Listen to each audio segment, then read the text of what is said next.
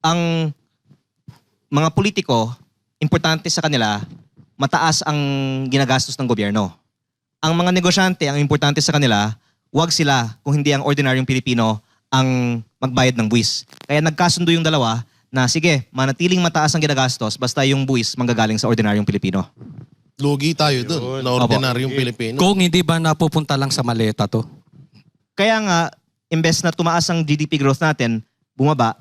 Kasi hindi naman maganda yung mga naging projects sa spending na ito. Halimbawa, sabi kasi nila malaki mawawala sa gobyerno pag inalis yung VAT. Pero kahit alisin yung VAT, basta alisin yung maleta, we can survive.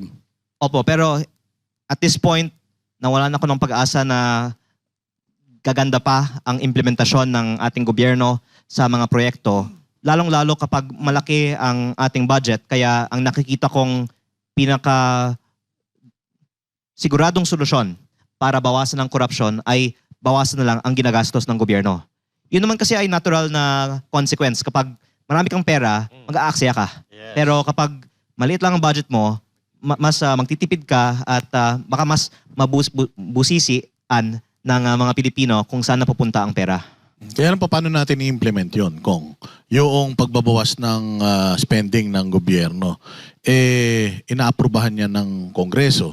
Tapos kasama yan sa pagfo-forecast ng mga ahensya ng gobyerno. First of all, I think one of the real checks and balances that remain in our country are the fact that Congress and the Senate will have to approve the budget.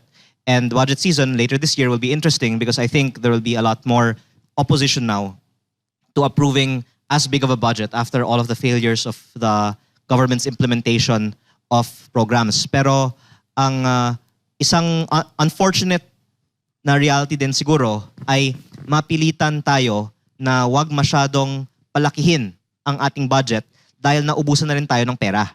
Dahil baka hindi to kasi na-appreciate ng mga tao. Noong 2016, baka wala pang 4 trillion ang national budget. Tapos naging 5 trillion by let's say 2022. Pero biglang lumaki naging 6.7.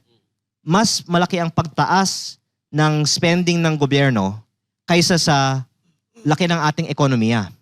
At ang serbisyo naman ng gobyerno ay hindi gumanda.